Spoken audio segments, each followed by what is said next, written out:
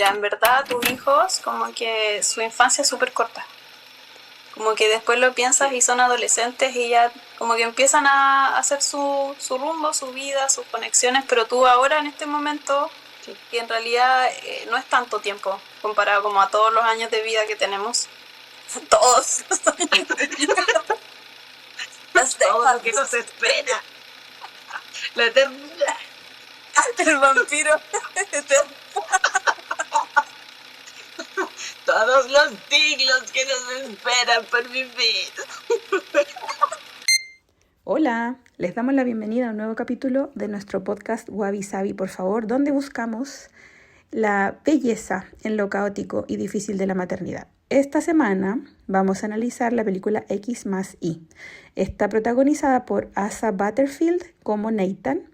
Él hace el papel de un niño autista que pierde a su padre al inicio de la película y que luego pasa por una difícil, como todas, adolescencia, acompañado de su madre, y en esto descubre las matemáticas y en unas olimpiadas de matemática internacional a diferentes amigos y a personas que, dependiendo del contexto, le hacen sentirse que no es extraño, que tiene un lugar en el mundo y que tiene mucho por aportar, desde lo emocional y no solamente lo cognitivo.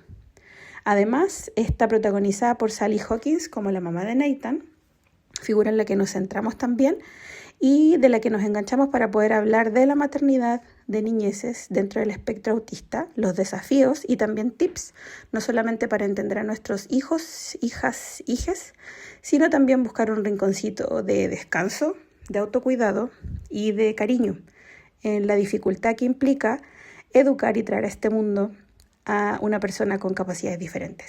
Les habla Catalina Campos, psicóloga, @unasimplepsicóloga en Instagram, y junto con mi amiga Natalie Valdés, psicóloga también, @psicología, salud y bienestar, los invitamos a disfrutar de este capítulo y que dejen sus comentarios, síganos en nuestro Instagram, obviamente en Spotify, y búsquenos como @wabisabi, por favor. Les mandamos un abrazo y nos vemos. Como que la primera etapa yo la describiría como ya, cachar que él tiene esta condición, la familia cómo lo aborda y el trauma que pasa así como esta pérdida del papá. Eso es como la primera parte, ¿verdad? Sí. Que es casi inmediato, pues viene todo eso, el bombazo del diagnóstico. O sea, yo creo que el primer bombazo es cachar que tu hijo es diferente. Hasta me siento que es ofensivo eso. Sí, es difícil. Cachar es que como... se relaciona de forma distinta. Yo creo que ahí aparece quizá el diagnóstico en la cabeza de una. ¿Por qué mi hijo no se está relacionando como lo están haciendo los otros niños? Ahí sí. aparece como el primer hielo en el pecho, así como... ¡Ah! Sí. Creo yo. Sí, de todas maneras.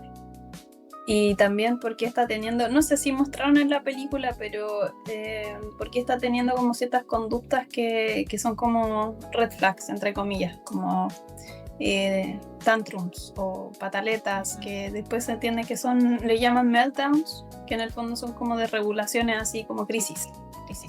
Y también mostraban más esta distancia, como La este distancia. ensimismamiento, Sí. el ensimismamiento. Más que pataletas, mostraban esto, como que tenía una lógica diferente también, como en las respuestas que daba. Uh-huh. Sí, igual es bueno eso de poderlo comentar también, de que el espectro es como súper variado, es como una rueda.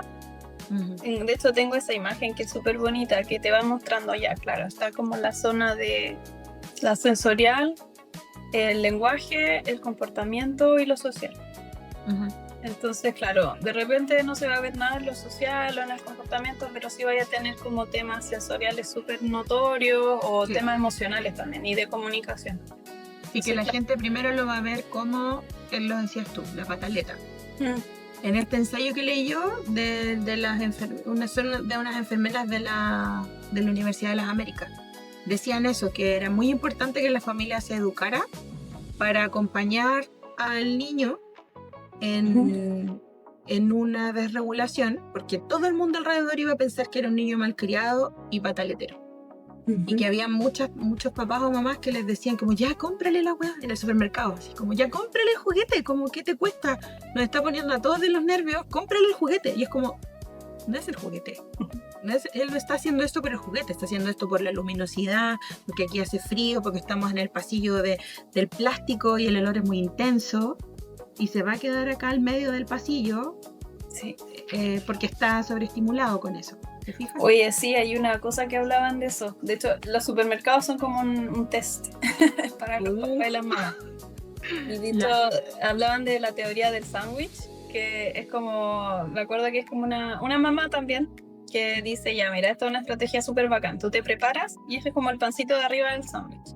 Te preparas antes de ir al súper. Ya más o menos cachai lo que puedes desregular a tu hijo. Entonces, como que tú vas con alguna cosa a mano. Después llegáis ahí, eso es como el centro del sándwich, porque ya está en la situación, de todo el show, que queda la cagá, ya. Lo estáis ahí y tenéis que estar lo más regular posible pensando cosas así como, ya, mira, se desreguló por tal motivo, y tú le tratáis de transmitir que tú estás ahí en tu foco. Como que no engancháis con la desregulación. Y si engancháis, ya pasó. Sí. Es ok, soy humana. Si te desreguláis, le gritáis o cualquier cosa. Lo ideal es que no. Y después la parte final del sándwich es que llegáis a la casa después de todo eso y trata de darte unos minutos para recargarte. Porque vayas a seguir lidiando con tu cabro chico en la casa. Entonces, claro, hablaba como que era súper importante prepararte, llegar a la situación y después a la vuelta recargarte con algo. Y a la larga hay aprendizaje, pues entonces muchas de las mamás ya saben qué es lo que lo desregula, qué cosa lo regula, entonces le llevan algún juguetito o algún audífono, claro, o lentes, ¿cachai? O alguna cosa que vaya con las manos. Bueno, muchas llevan el celular para pasarle al cabro chico, lo cual no es bueno porque no hay aprendizaje si se desregulan todo el rato con el celular, pero al principio es como un salvavidas. Y a la vuelta llegan a la casa y ojalá tengáis, no sé, 5 minutos para salir al patio y tomarte un té así. Sí, y es que ahí yo creo, cuando yo creo que hay que ver el mal menor. Yo me atendí un tiempo porque yo estaba siendo muy agresiva con mis hijos, eran muy chiquititos y no me entendían, lo que hemos hablado en otros episodios, ¿cachai? No me entendían simplemente y yo en ese tiempo lo entendía como algo personal. Como no me escuchan, no soy importante para ellos y no me pasan por cualquier parte. Sí. Y en realidad ahora veo esas fotos y eran un niño de 3 y un niño de 1 y medio. Entonces mi psicóloga me enseñó y me ayudó a ver el mal menor. Y era, si tú les vas a pegar a tus hijos, sí pásale mejor el celular. O préndele la tele y déjalos viendo tele. Es preferible que tú... Como más realista, como más aterrizado, así como, mira... No te exijáis esto tan alto si en este momento estás aquí. Exacto, sí. Y si el riesgo es que los vas a mechonear, que se te va a pasar por la cabeza tironearlos, bajarlos del auto del pelo porque van gritando, mejor bájalos en el foco de les voy a prender la tele, los voy a dejar ahí, el rato que yo necesite irme al baño, al patio a llorar, o tomarme un té en silencio y regularme. Y regularme. También es importante lo que vimos cuando chica, y eso también lo menciona esta mamá, porque dice, yo crecí en una familia muy violenta. Y cuando yo, o mi hermano, o mi hermana, todos neurodivergentes, nos desregulábamos, nos sacaban la cresta, nos gritoneaban. Entonces uno tiende a repetir lo que vio en su casa de origen. Entonces pasar por ese proceso como de tener otra perspectiva y decir, no es que los cabros chicos se están portando mal, que tengo que sacarle la cresta, es que el cabro chico se desreguló y yo tengo que aprender a reaccionar distinto. Y en ese proceso como que tenés como que sacarte esas imágenes de pegarle un charchazo en la cara, de agarrarlo fuerte o de empujarlo, sacar todas esas imágenes que a veces tuviste cuando chica. O el significado, lo que te decía yo, a mí me ayudó mucho entender que cuando yo me sentía no escuchada por 2 niñitos pequeños, también eso me llevaba a recordar, por ejemplo, cuando mi madre no era escuchada y no se reivindicó, y yo no quiero ser esa madre. Vale, sí. Entonces, como esa rabia que uno trae dentro como de lo que no sucedió con nuestra madre y que uno quiere que suceda ahora.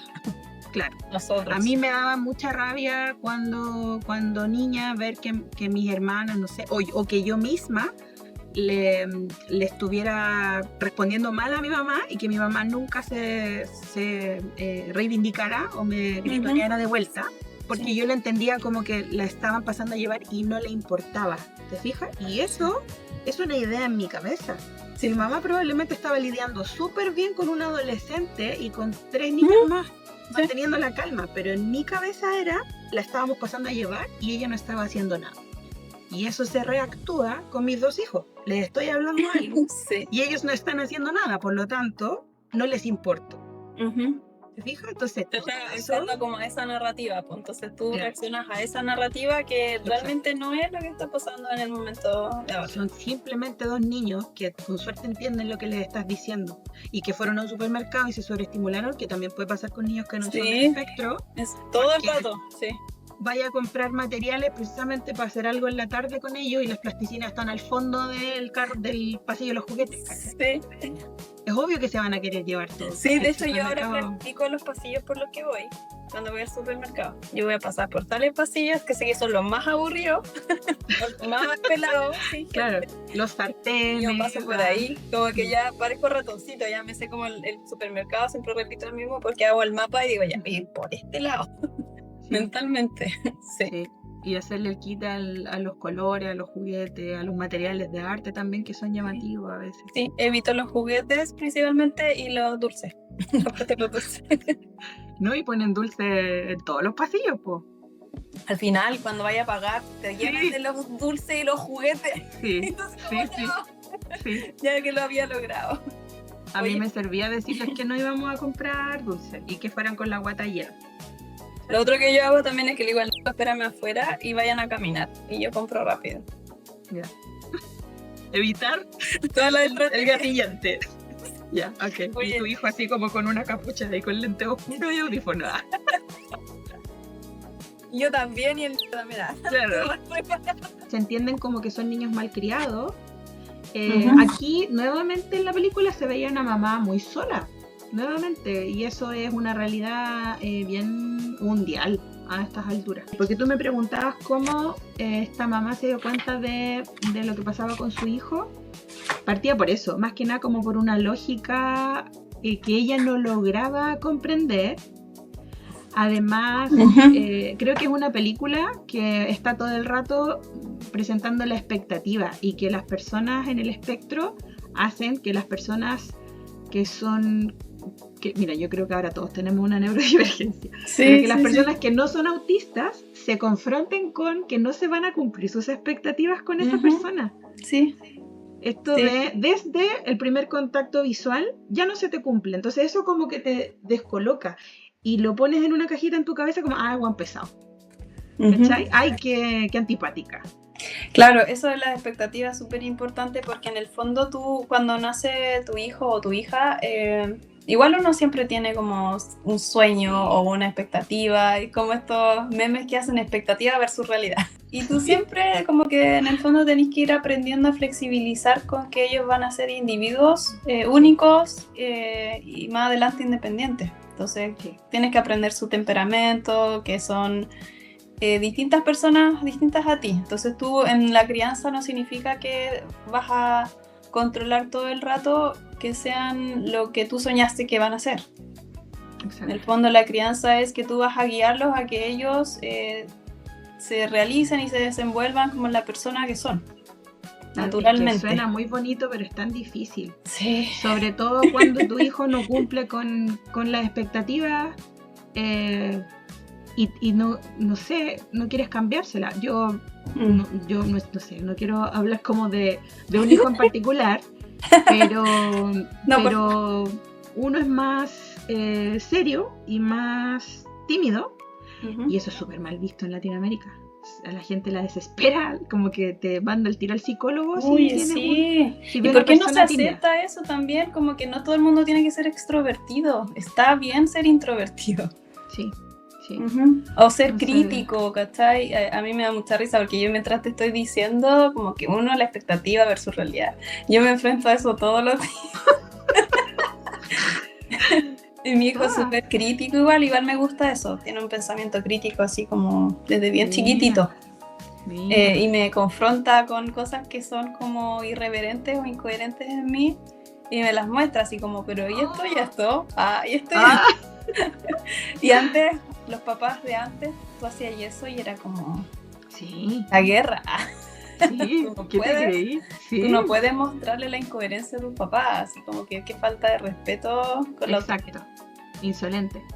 Sí, eso también lo plantean las personas del espectro, como tus incoherencias, tus faltas de lógica. ¿Por qué me estáis diciendo esto? No sé, ¿por qué me estáis diciendo que me ponga zapatos si tú estás en pantuflas? Sí, exacto, ese mismo tipo de incoherencia. Porque yo sí, tú no, que eso es como, claro, la demostración más brígida de que estáis siendo un pendejo irrespetuoso, ¿cachai? Ayer me pasó, pues de hecho le estaba diciendo, oye, ya tengo que tomar menos café porque a veces me da por servirme un cafecito, no sé, a las 7 de la tarde. Y mal, pues, porque yo soy sensible al café y eso significa que hasta a la 1 de la mañana voy a estar despierta. Pasando la aspiradora.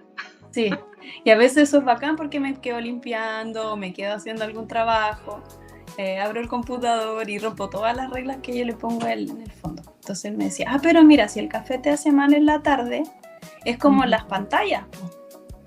Porque yo no puedo ver las pantallas en la noche porque tú me dijiste que quitan el sueño. ¡Oh, jaque mate! Y yo sí, solita botaste el café. Por eso mismo yo no voy a tomar café en la noche porque me hace bien dormir temprano. Me lo presentó así. Respóndete, Sapo.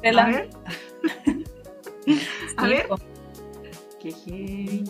Tipo crítico. Así que ahí estoy en la lucha con el café. He creado un monstruo. Me encanta el café, ese es mi problema. Pero no es algo tan dañino como las pantallas, digo yo. No voy a perder. Tratando de arreglarla. Pero sí, eso antes no era así. Con los papás tú hacías ahí ese tipo de... Bueno, mis papás en realidad fueron distintos porque mis papás igual son como científicos los dos, entonces siempre se sentaron a conversar con nosotros. Ya. Pero sí, la mayoría en realidad, la crianza que nos tocó a nosotros eran como más de enojarse y explotar y pegarte o retarte. Sí, pues, que yo lo vi alrededor mío, caleta de amigas que tenían esas reacciones sus papás o sus mamás. Es que para muchos papás era un obstáculo detenerse a regularte. Por la carga laboral que siempre ha existido, o porque simplemente no sabían lidiar con eso nomás. Sí, no sabían, yo creo más que va por eso también. Y también el tema de la neurodivergencia, claro, se está hablando de que, oye, están subiendo los casos y ¿qué está pasando? ¿Es una epidemia? ¿Más autismo? ¿No? Simplemente yo creo que siempre estuvo, pero no había nombre, no había... el tema de la capacitación como para que los pediatras empezaran a hablar de que sí, puede que sea por ahí la cosa. Hay videos muy chistosos o fotos muy chistosas que es como mi papá se sorprende de que mi hijo sea autista cuando toda la vida lo vi sacar las papas de la sopa y ponerlas en orden en un plato, ¿cachai? Exacto. Es como eso. Mi mamá se sorprende de que mi hijo de que tenga hiperactividad cuando a mí me quebré los 2 brazos subiéndome árboles, ¿cachai? Una cuestión así, pasé hospitalizada por accidente. Que es como mostrando que en la familia siempre estuvo, pero no se entendía de esa forma. Sí, igual yo también he escuchado de eso, así como hace poco empezaron a hablar en la familia así como, oye, pero si cachábamos que en tal, como que cortaba las orillas del pan porque no toleraba comérselas con la parte del borde.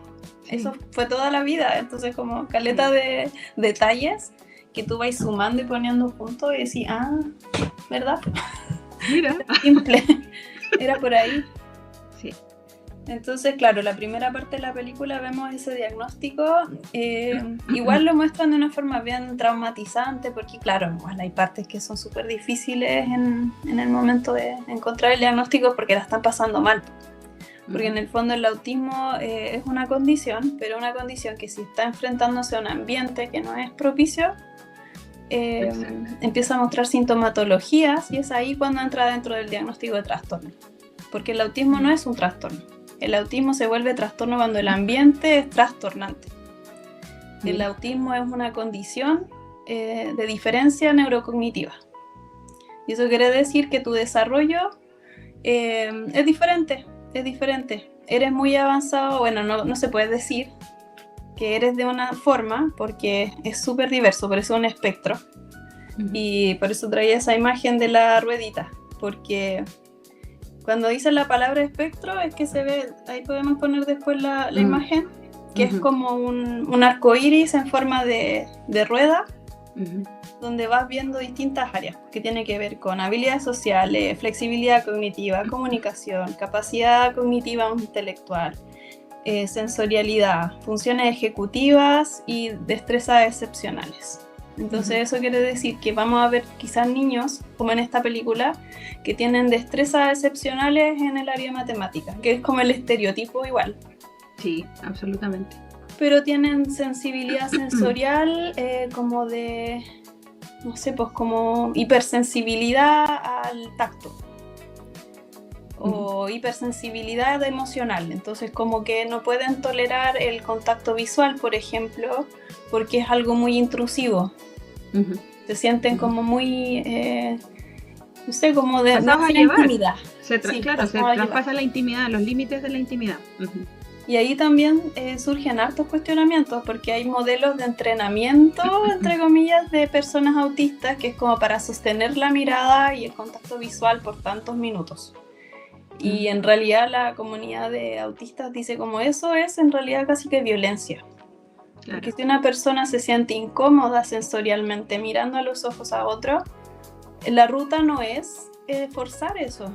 La ruta es entender por qué no te está mirando en el fondo. Exacto. Quizás tú no has llegado a generar la confianza que haga que esa persona se sienta cómoda contigo como para mirarte. Exactamente. El entorno es el que no se ha abierto también a esa forma diferente de funcionamiento, porque también es un cerebro que funciona distinto, como el de todos, ¿cachai? Todos tenemos un cerebro que funciona diferente, pero en este caso hay áreas que se desarrollan y funcionan de una manera distinta. Y eso se nota ya desde el primer trimestre del embarazo. Mira. Que ya se empiezan a notar ciertas áreas del cerebro que están hiperactivas, como áreas sensoriales. Sí, desde que los bebés nacen, así como que hay bebés que ya son hipersensibles cuando ya nacieron. Entonces no es eso te iba a decir, que precisamente esa hipersensibilidad hace que sean más reactivos. Exacto. Es como que uno le subiera el volumen, una persona que no tiene, que no está dentro del espectro, le subiera el volumen a un sentido de tu cuerpo. Le subieras el volumen a la vista, le subieras el volumen a los oídos. Y de un día para otro te subieran el sentido del tacto también, de la ropa te picaría. La digestión también es incluso un tema, porque es como hay comidas que no toleran porque su sistema digestivo es sensible también. Entonces como que de repente son cosas como bien biológicas, ¿sí? Y además no hay solo 5 sentidos, pues hay sentidos internos. Sí. Como sentimos también, no sé, el equilibrio también es un sentido, como que nos movemos en espacios con otros, como las multitudes. Exacto. Como navegamos las multitudes. Que tanto somos conscientes de nosotros mismos, de lo que somos y lo que sentimos, también es un sentido que en el fondo une todos los otros sentidos, y eso puede ser abrumador a veces, la propiocepción, ¿cachai? Eso. Puede ser abrumadora el sentirse uno mismo. Eso, y lo otro es que la palabra clave es diferencia o diversidad o divergencia, porque tú no puedes decir que toda la gente autista es hipersensible, también se puede ser hiposensible, como personas que no sienten el tacto, como que no sienten el dolor, o que no sienten frío, que no sienten calor, entonces se pasan resfriando porque no se ponen la ropa apropiada cuando hace frío. Exacto. Sí. Entonces, y que tienen que mirarse un espejo para mirarse la nariz azul o la punta de los dedos azules para abrigarse, porque está pasando o que pueden estar frío. Mucho rato sin comer y no sentir hambre, y tienen que tener a alguien cerca que diga, oye, tenéis que comer, y está, pero horas ahí concentrado haciendo algo de su interés, entonces puede dejar de comer. O ponerle en agenda, tal cual, ponerse una alarma que te diga, no sé, tómate un yogur, cómete un pancito, ¿cachai? Hasta el almuerzo. Sí. Entonces es un tema súper interesante, y que aquí en la película se muestra desde el estereotipo, que es como más digerible, pero no quiere decir que todas las personas autistas son buenas para las matemáticas, que todas las personas autistas son sensibles al tacto. Se da, sí, pero la clave es la diferencia. Es diferencia sensorial, diferencia cognitiva, eso. Y vemos la familia que el papá como que engancha mejor con este niño. Entonces ahí vemos que también hay personas que pueden hacer como que esta sintomatología, que se ve como trastorno, desaparezca o remita. El autismo como trastorno entra en remisión. eso quiere decir que la sintomatología desaparece. Si es bien trabajada, si el ambiente se moldea así como propicio para el trastorno desaparece. Es que también en el común pensar y sentir de las personas se entiende que son niños que están dando problemas, como que ahora todos tenemos que hacer menos bulla porque llegó el primo. Sí. Escucha, sí, pero ahí yo no sé, no le veo tanto el problema. ¿Te fijas? En hacer sentir cómoda a otra persona. Nuevamente es luchar más que con toda la información que tú puedes aprender como familia, con ganas de que tu familiar del espectro se sienta cómodo. Me cuesta entender que haya personas a las que les cueste tanto hacer ese apoyo. Es muy personal, es muy de ellos también. Sí. ¿Qué pasa contigo que te molesta tanto hacer pequeños cambios? Yo creo que a veces tiene que ver con el que, es que él es especial. Es más especial que Juanito o Pepito. De nuevo se toma la personal, como que el cabro chico me quiere hacer pasar un mal almuerzo a mí, ¿cachai? Cuando en realidad, si te pones a pensar, si hay una familia que, por ejemplo, encontró estos signos en su hijo al año y ahora tiene 5 años, tienen un camino de 5 años para llegar a decirte, luego de una tremenda frustración y análisis de un hijo que es único, que por favor le bajes el volumen a la radio en el asado. Porque va a estar contento, va a compartir más relajado y todos vamos a estar más relajados. En el fondo es como por el bien común también, no solamente por la persona. Se entiende como que hoy día el niño se levantó con ganas de cagarte el asado.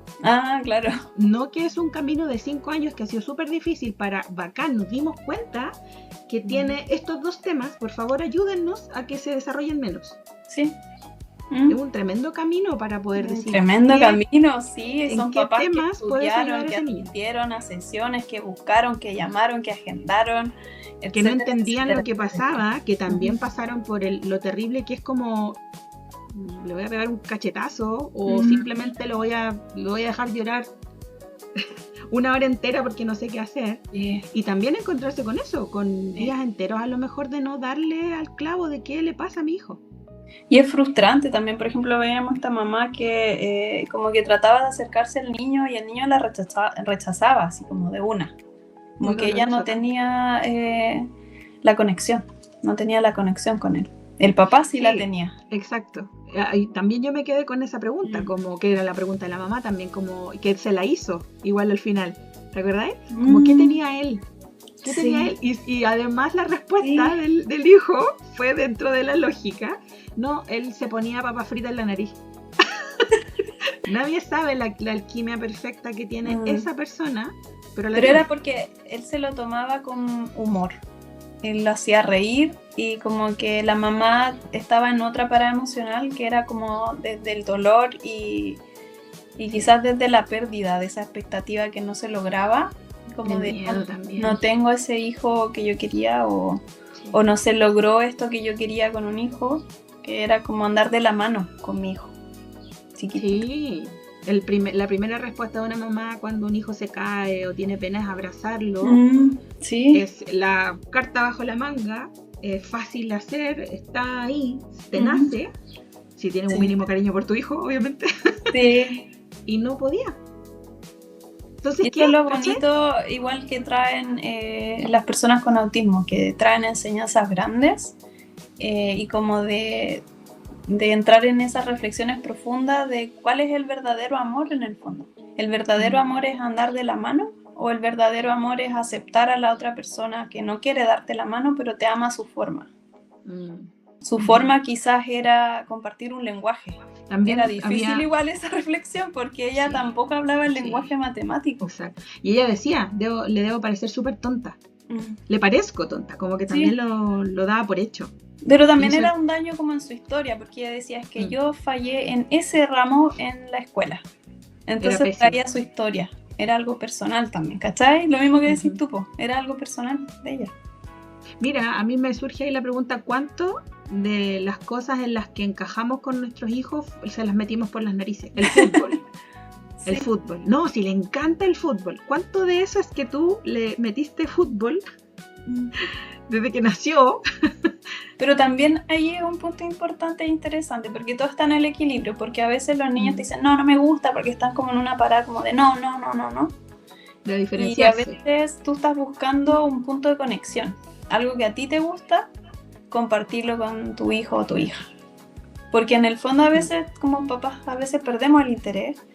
Y es como, qué aburrido, no quiero hacer eso. Entonces, como encontrar ese punto de encuentro, pues como lo que te motive a ti y lo que motive a tu hijo y que juntos disfruten algo que sea como el factor común. Hay dos pilares que yo veo, como puede ser ofrecerles experiencias desde lo que a ti te guste, pero también abrirte a que puede no gustarle. Sí, exacto. Puede discrepar y soltar eso también. Así como pueden encontrar, como tú dices, un punto de encuentro en aquello que le guste y que también puede ser transitorio. Sí.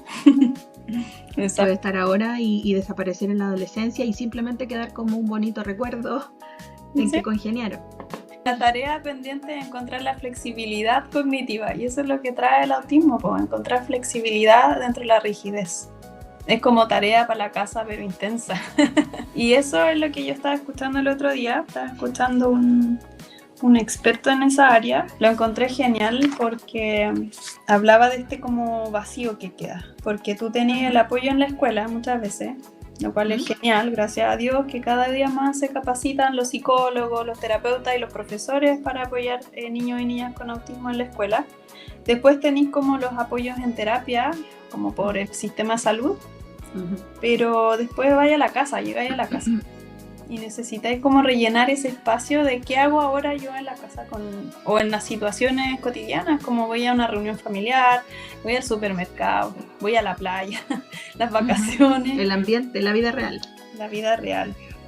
Y es ahí como donde él ofrece algunas como estrategias. Por ejemplo, igual me parecía que lo que hablaba él sobre el tema de la madurez es súper importante como tenerlo en mente, porque esta es una condición del neurodesarrollo. Entonces hay muchas áreas en donde no hay madurez. Dentro de estas expectativas, también yo pensaba que hay que tener como esta flexibilidad para escuchar el sentido de tu hijo. ¿Qué le hace sentido a tu hija, hija? Bajarle el volumen a lo tuyo personal y escuchar más a tu hijo, como lo que vimos el otro día de como el tema emocional, la inteligencia emocional. No necesariamente van a tener la posibilidad, la capacidad de decirte, oye papá, me encantó esto. Uno va a ver el brillo en los ojos de un hijo, uno lo va a ver ensimismado mirando algo o siendo feliz en algún lugar o con algún tema. Que no te van a traer como todo explicadito, así como ya, esto es lo que siento. Claro. Igual sumergirlos en algunas experiencias, por ejemplo, talleres. A mí me ha pasado con mi hijo, no quiero. Oye, pero vamos a taller de taekwondo, no me interesa, no quiero. Yo los llevaba un mes y aunque se quedaran sentados en la banca, que no pasaba. O sea, a la segunda clase yo me metí a hacer clase con niñitos que me llegaban a la cintura. Luego repocó miedo al ridículo en todo caso. Y se quedaron en la clase de taekwondo por harto tiempo. Pero sumergirlos en la experiencia y que una vez sumergidos en la experiencia, un mes, que es lo que yo recomiendo, si te dicen no me gustó, ok, pero lo practicó y te dice atravesando la práctica que no le gustó. Oye, sí, ¿no? Y también hay cosas que a veces se confunde autismo con otras cosas. Por ejemplo, en la niñez hay esto de como la novedad genera como rechazo a lo nuevo. Y a veces es eso, o también ansiedad social, chicos que son más tímidos, introvertidos, claro. O temas sensoriales que no están asociados con el autismo también, como lugares muy bulliciosos, etcétera, etcétera, etcétera. Y está bueno también darse cuenta de que la evitación no es una estrategia siempre buena, porque le enseñas como que, no quiero hacer esto porque me genera cierto rechazo. No, pues está bien también a veces como explorar y una vez que lo exploraste decir, me gustó o no me gustó. Exacto. Entonces, como que claro, a veces está súper bueno escucharlos, darles ese espacio de que no me gusta, me siento incómodo, me siento mal, Pero también darle como otra vueltita de forma amorosa y decir, ya, pero démosle como una vuelta, te puedes quedar y quizás estar más alejado de la actividad y observar desde lejos porque te toma más tiempo, porque hay chicos que son más tímidos, como no empujarlos y obligarlos todo el rato, pero decir como, observa desde acá. Y también eso es bueno como para los educadores o los que estén facilitando el taller, de no ser como tan invasivos también, pues como si vemos que una persona es más tímida, como de tratarlos con un poco más de delicadeza. Yo también me acuerdo que cuando hice talleres de juego sensorial con niños, habían niños que se notaba que igual querían participar, pero les costaba. Entonces los veía corriendo alrededor, se acercaban a mirar, se sentaban más lejos. Y yo como que los miraba y después suavemente era como, si quieres, sí. Y le hacía así como una seña con la mano, mira, le mostraba algo así como para llamarle la atención. Y era un súper lujo y triunfo para mí cuando después se sentaban y estaban ahí con la actividad y generalmente se quedaban más tiempo cuando los demás ya se estaban yendo pegados. Seguridad. Mamá, pero con los ojos así brillantes, así como, ¡oh, se logró! Sí. Yo hacía eso, como cuando ya se lograba la conexión con las clases que yo lo llevaba. ¿Viste que pudiste? ¿Viste que rico? ¿Que te hiciste un amigo? ¿Viste que pudiste hacer tal cosa y tú pensaste que no? Dos comentarios así chiquititos para que conecten o cierren con una visión positiva de lo que hicieron. Es chistoso que yo a veces a mi hijo le he dicho eso y como, no me digas nada. Así como, me comprobaste que yo estaba equivocado. Sí, pues que también para arriba, uno, cuando es como chisto, cuando uno es bueno para la talla es como, menos mal que no quería ir. Menos mal que no te gustaba el taekwondo. Para la risa. Mira, ahí está la experta que estaba escuchando el otro día en la clase del diplomado, se llama Marcela Villegas. Es bacán que ella explica el tema del desarrollo emocional en personas neurodivergentes, porque lo que vemos es que se ve una diferencia en el desarrollo. Entonces vemos que generalmente cuando se piensa en un típico desarrollo, los chicos van a entre los 5 y los 6 años lograr regularse. Pero en personas neurodivergentes tenemos que a nivel de amígdala, la amígdala es mucho más hiperactiva y hipersensible. Entonces se va a ver de una forma diferente todo lo que es el desarrollo de la emocionalidad. Y en este chico lo vimos igual, pues por ejemplo él vivió este trauma al inicio de la película, la pérdida de su papá, con quien había desarrollado una relación muy cercana y que incluso lo había logrado comprender y tenían como un lenguaje común, etc. Y él se demoró mucho tiempo en poder trabajar ese tema del trauma y empezó a desarrollar estrategias que eran no muy adaptativas. Pues, por ejemplo, eso del auto, que nadie se podía sentar en la parte donde el papá estaba con él cuando sufrieron el accidente, entonces lo evitaban. Y otra estrategia es que al final de la película se muestra que él como que recién cuando logra enganchar emocionalmente con otra persona, que es esta chica que es como su novia, ahí recién él empieza como a abrirse y darle como un giro a todas estas emociones. Otra persona más que logre la mezcla perfecta que le permite abrirse, porque ahí le empieza a sonreír, sostiene la mirada, entiende las tallas, las devuelve. Y ahí vemos lo importante de la conexión. La conexión es como la clave, porque ella al establecer esa conexión con él logra pero montones de maduraciones así, pero simultáneas, así como a nivel emocional, a nivel conductual, etcétera. Y es una chica muy segura de sí misma. Yo creo también que eso es clave. El inyectar seguridad en la crianza incluso es algo que puede prevenir el bullying. Si tú tienes un hijo, no tanto para que no le hagan bullying, me refiero a que ese hijo no haga bullying y sea una persona abierta, como Fresquita. Esta chica, siendo china incluso, y muy centrada en el logro y en las matemáticas y todos los logros académicos, era muy abierta, no había una burla de eres distinto, eres raro. Sí, y también el cultural ayudaba, porque ella decía, claro, mira aquí, tú estarías muy contento porque mira esto y esto otro. Y de hecho la comida fue increíble, que él pudo abrirse a distintas variedades y texturas, porque en el fondo ella se lo mostraba de otra forma también. Era como, bueno, y si no te gusta así, le cambiamos esta parte. Simple. No me acuerdo qué era, pero era así como, claro, el número, la presentación, tiene que ser un número primo o algo así, él decía. Sí, era un número primo. Entonces, 7 bolitas de como fritas. yo le saco esto, me lo como, listo, mira. Sí. Sí, Ahora es el número primo. Yo exacto. la miraba así con cara de, oh, era simple. No se hacía problema, como muy livianita sangre. En buen Eso. chileno. Muy livianita sangre. Sí, livianita, y como también era matemática, entonces como que resolvía problemas también como desde esa mirada. Y no Oye, es menor tengo- que también sea una cultura diferente, pues que no era un friki de las matemáticas, o en Ajá. Estados Unidos, en Inglaterra era un friki de Sí. las matemáticas, que es raro en un adolescente que le gusten las matemáticas, sino que era, Campeones, muy pues, normal. seleccionados de olimpiadas. claro, Era, como, era muy normal Sí, querer normal. estar en la Olimpiada de Matemáticas en China, quizá, o en ese lugar donde estaba la Exacto, población. era ya como otro formato de comportamiento más como de atleta, como disciplinado y enfocado 100% hiperfoco. Entonces Exacto. estaba totalmente en el espacio y en el ambiente que correspondía. No sé si has cachado este tema de cuando se habla de discapacidad. En realidad la discapacidad es entendida en relación al entorno.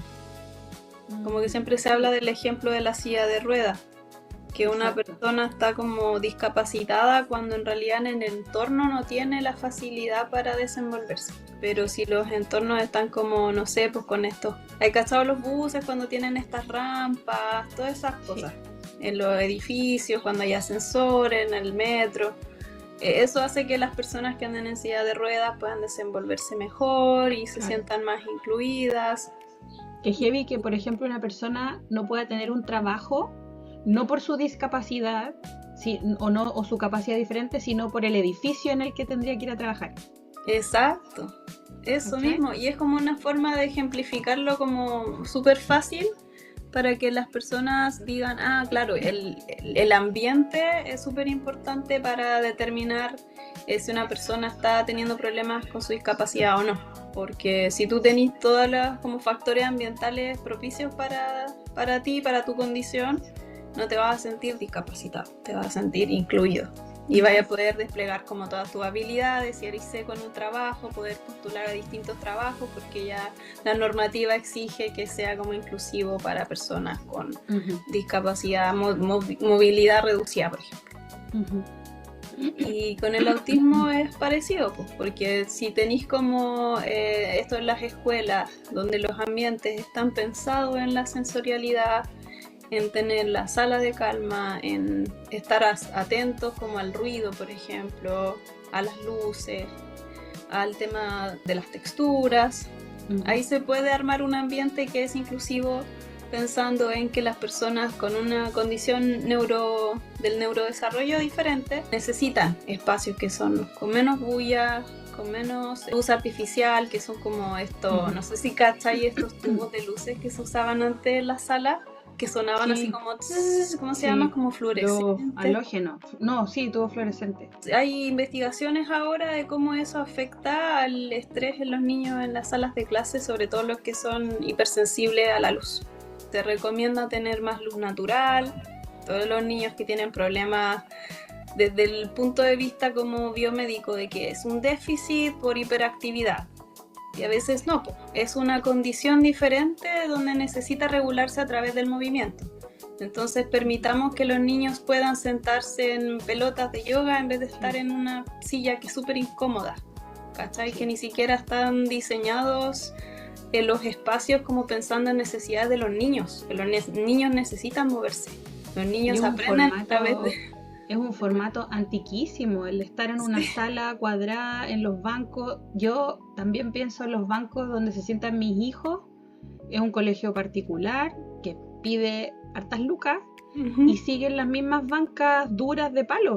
Y tú estás ahí 1 hora y media, que son 2 horas como no son cronológicas, 2 horas lectivas, creo que se llaman, pedagógicas. 1 hora y media sentado ahí. Y es todo duro. Y yo estoy trabajando aquí en una silla con respaldo, que me toma la espalda, donde me puedo apoyar, pienso en mi ergonomía, en que los pies tienen que estar más arriba. A veces estoy inquieta y puedo girar o puedo sentarme en una pelota de pilates, mientras mis hijos están de 8:30 de la mañana hasta a veces 4 de la tarde. Obviamente tienen, qué sé yo, actividades deportivas, arte o qué sé yo, Pero en esa sala, si no les toca eso, estarían todo el rato o deberían estar todo el rato sentados ahí. Claro. Y los niños que son considerados neurotípicos, claro, se adaptan fácilmente, porque ya esto es lo que tiene que ser, y tenemos sistemas también a veces de castigo, de reproche, de anotación. Entonces, como ya eso no se tiene que hacer, entonces me quedo quieto, me quedo sentado, me adapto a este ambiente, ¿verdad? Considerado normal. Y ese formato de sala de clase debe ser del 1700. Exacto, pues o sea, si tú ves imágenes de salas de clase, son así desde que existe la fotografía. La revolución industrial, de ahí se salió el diseño, como Exacto. para tener guarderías para los trabajadores de la industria. Sí. Y más o menos prepararan más trabajadores para más industrias y que tengan así como esta como práctica, no como un entrenamiento conductual. Los entrenamos con sonidos como timbre, que sigan ciertos horarios, tarjeta, marcar, ¿cachai? Entonces es obsoleto en verdad. Y la neurodivergencia lo que trae es que son niños que no se adaptan fácilmente, entonces piden adaptaciones. Y ahora con las leyes se llama ley de autismo, pero en verdad está en el contexto de la neurodiversidad. Entonces, ¿qué quiere decir esta ley? Que en realidad, por derecho, todos tenemos el derecho a tener igualdad de condiciones, a educarnos, por ejemplo. Entonces, si hay niños que no logran adaptarse a estos ambientes, ¿qué pasa? Tienen problemas en las escuelas, muchos como que interrumpen su trayectoria educativa. Se van de la escuela, los echan, tienen problemas para encontrar escuela. Entonces, ¿qué es lo que se empezó a hacer? No podemos estar con un sistema de educación donde en realidad hay niños que si no se adaptan a estas condiciones que se supone que están bien. Entonces son niños que terminan sin educación y con problemas y en la calle o quién sabe, porque tuvieron que desertar de la educación. Porque el ambiente no ofreció lo que realmente necesitaban. Entonces lo que se hace es, tenemos que hacer adaptaciones. Y son dentro de todo lo que es el derecho al acceso, que se tiene que garantizar el acceso a la educación. Y no solo el acceso, sino que la permanencia y la participación. Entonces, ¿cómo se logra eso? Tenemos que adaptar los ambientes, los espacios para moverse, a los profesores, que también han sido formados dentro de estas visiones y que también se dan cuenta muchos que en realidad necesitamos modificaciones. Por ejemplo, la sala de clases se está hablando, 40 niños en la sala de clases en realidad no funciona, ni para los profesores ni para los niños. No, hay niños que sufren, que uno piensa que no les importa, pero sí, y nunca hasta quinto básico nadie les preguntó. De verdad que desperté a eso por mis cabros. Sí. Y uno entra en ese contacto como muy personal cuando ve en sus propios hijos cómo es la experiencia. En sexto, por ejemplo, que están los grupitos peleando por territorio casi. No, es que a veces se ponen a pelear y la profe las trata de callar y no hay cómo callarlas, y a veces se gritan de un lado para otro de la sala mientras la profe está tratando de pasar materia adelante. O hay un compañero que me tira cosas, otro que no deja de moverse. Demasiado estímulo. Demasiado. Eso es lo otro. Pues, imagínate que a lo mejor se le da la posibilidad a una niña de regularse caminando por la sala, pero eso distrae al que está en medio de las bancas donde está girando y tratando de regularse. Entonces, no son salas grandes tampoco, a veces son salas frías, los patios son grises, no tienen lugares con pasto. No hay pasto, no hay áreas verdes. Oye, y sabéis que hay todo un tema de cómo influye el ambiente si tenéis plantas, por ejemplo. Tenéis luz natural. El solo hecho de tener plantas en el ambiente educativo reduce los niveles de estrés, tanto en los niños como en los profesores. Y claro, por el movimiento. Mi mamá, que es educadora por 30 años, me decía, no, salen al patio, corren como bestias, me decía, y vuelven relajados. Sí, pues. Yo trabajé en un colegio y las profesoras decían que cuando está a punto de llover, que nos comenten las profes si esto es verdad, pero yo lo vi con mis propios ojos. Yo estaba de psicóloga en el colegio y cuando estaba a punto de llover, esas nubes negras que está así a cualquier rato. Como los pájaros que empiezan a sonar así como... Weón, era el planeta de los simios.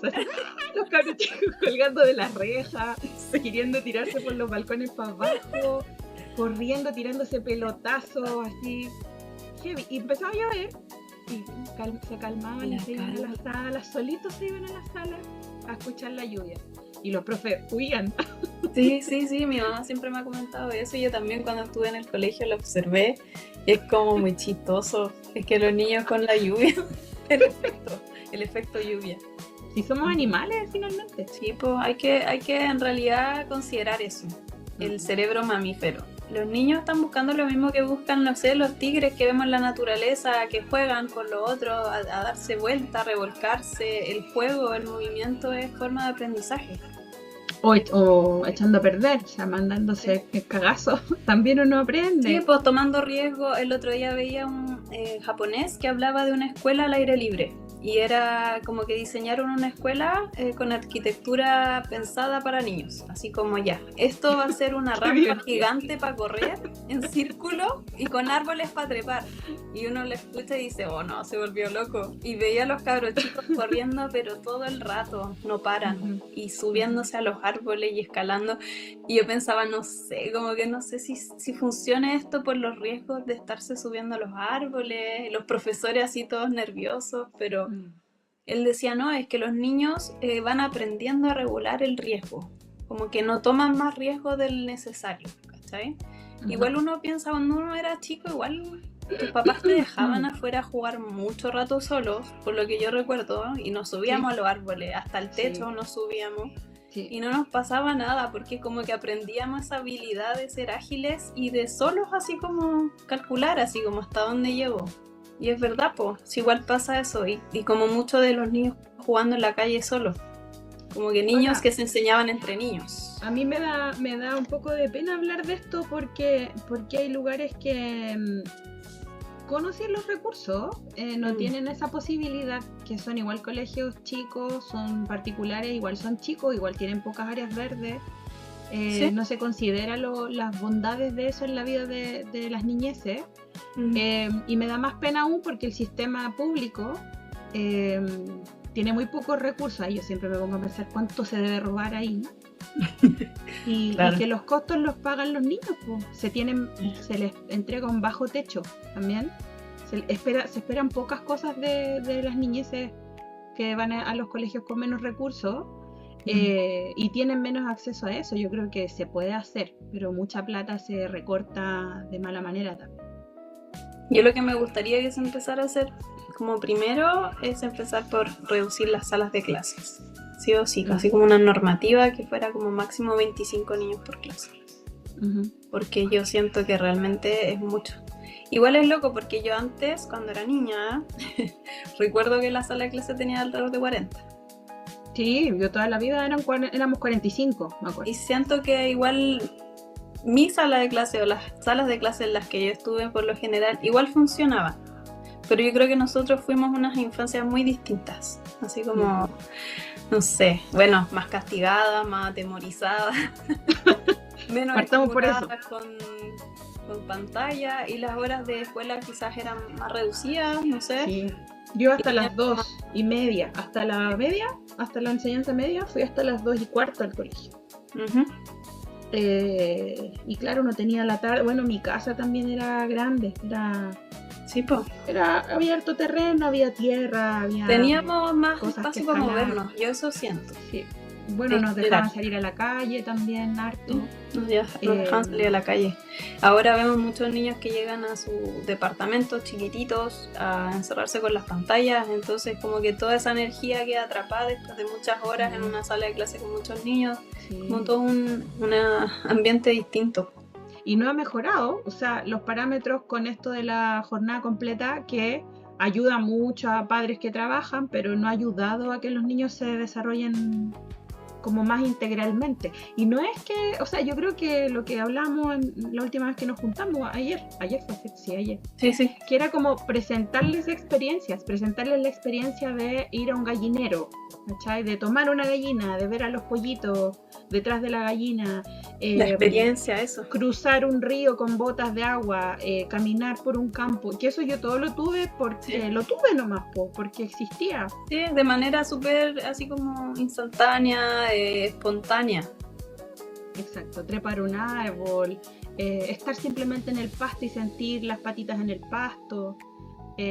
También eso es parte de lo que nos toca a los papás, pero también el mismo sistema nos impide eso. Llegamos hijos y padres, abuelos, tías, tíos, primos universitarios a la casa hechos bolsa porque estuvimos de 6 de la mañana, 5 de la mañana tratando de tomar una micro, porque todo además queda centralizado a por lo menos 2 horas y todos salimos a la misma hora.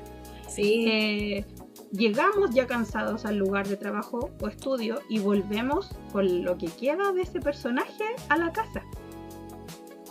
Entonces no sé qué tanto puedes ir a caminar. Se puede, sí, pero... Y uno puede decir, pero puedes dejar a los niños salir a caminar. Que las condiciones parece que ya no son las mismas como para dejar a tus niños salir solos. A menos que estuvieras como en un condominio, así como con confianza con tus vecinos. Claro, se deberían establecer como redes de mucha confianza y de harto tiempo para que los niños puedan salir también. Que no es imposible. Acá hay una agrupación que la representante de la agrupación, Carolina, que le mando un saludo si es que nos escucha, se llama EFIC 7P y ella es un bastión de juntar niños y de generar, aquí mismo, así a 2 cuadras, en una placita de generar comunidad. Por ejemplo, esa placita tiene juguetes que otros niños ya les quedaron chicos, están en la plaza ahí. Muy bien, me encanta. Ella sale a la calle y pone unos stop para que los autos pasen más lento en la tarde, que los niños salen a jugar. Sí. Ella en sus redes sociales publica que es necesario que los niños vayan a la plaza, que hay padres que son temerosos y que superen ese temor y que conozcan a la comunidad, que en el fondo el secreto es conocer a tus vecinos, que eso no se da, antes sí se daba. Tipo, exacto, y esos espacios son como oasis, como protegidos para que los niños puedan salir. Aquí yo, cuando vi esas plazas con juguetes tirados, quedé así pero maravillada. Yo decía, uy, nadie se lo lleva. No, pues la idea era que en Chile no estarían ahí. Exacto, pero que después vais te llevaste de hecho decir, uno. En verdad, ¿para qué vas a llevártelo a la casa y llenarte de cachureo encerrado en la casa si mejor están jugando allá afuera y compartiendo con otros niños? Sí. Tiene más sentido. Aquí también se estableció un huerto. Bueno, hay juntas de vecinos que tienen talleres que también son de EFIC y que es autogestionado porque la municipalidad también se centraliza. También está cerca de la plaza, que no está cerca de donde yo vivo.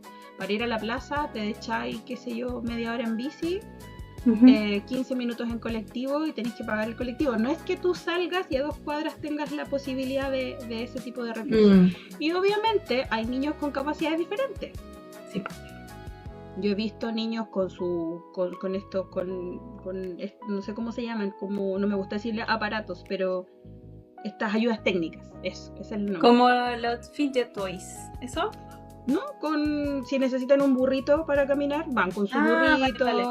¿Cachai? He visto niños con hartas capacidades diferentes y los niños no se preguntan qué le pasó ni nada, juegan a la par, se ayudan si es necesario, hay niños de todas edades.